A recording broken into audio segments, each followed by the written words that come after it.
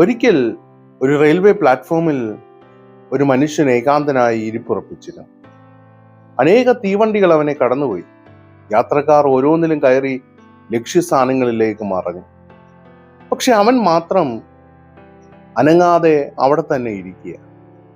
അവന്റെ ഈ നിശബ്ദത ശ്രദ്ധിച്ച വൃദ്ധനായ ഒരു ചായ വിൽപ്പനക്കാരൻ അവന്റെ അരികിലെത്തി അവനോട് ഇപ്രകാരം ചോദിച്ചു: "മകനെ, നീ എങ്ങോട്ടാണ് യാത്ര തിരിക്കുന്നത്?" അവൻ പറഞ്ഞു: "എനിക്കറിയില്ല. എവിടെ എത്തണമെന്നതിനെ കുറിച്ച് എനിക്ക് നിശ്ചയമില്ല. എന്നാൽ ഇത്ര നാളും ഞാൻ നിന്നിരുന്ന ഈ പഴയ ഇടത്ത് എനിക്ക് ഇനിയും തുടരാനാവില്ല എന്നെനിക്കറിയാം. അതുകൊണ്ട് ഇറങ്ങി തിരിച്ചതാണ്" എന്ന്. നമ്മിൽ പലരും ഇന്ന് ഇത്തരം ഒരു ജീവിതഘട്ടത്തിലൂടെയാകാം കടന്നുപോകും. ഉപേക്ഷിച്ച പഴയ ഇടങ്ങൾക്കും ഇനിയും എത്തിച്ചേരാത്ത പുതിയ ലക്ഷ്യങ്ങൾക്കും മധ്യേയുള്ള ഒരു അനിശ്ചിതത്വത്തിൽ നിങ്ങൾ തളച്ചിടപ്പെട്ടതായി തോന്നാം.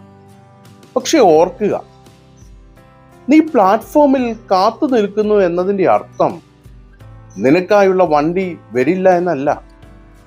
ദൈവത്തിന്റെ പദ്ധതികൾ ഒരിക്കലും വൈകാറില്ല. നിന്റെ ജീവിതത്തിൽ ഉണ്ടായതായ ഈ താമസം നിനക്കുള്ള നിഷേധമല്ല, മറിച്ച് അതൊരു ഒരുക്കമാണ്. നിന്റെ ജീവിതത്തിൽ ക്ഷമയോടെ കാത്തിരിക്കുക. നിന്റെ യാത്രയ്ക്കും ഒരു ലക്ഷ്യ സ്ഥാനമുണ്ട്. God bless you.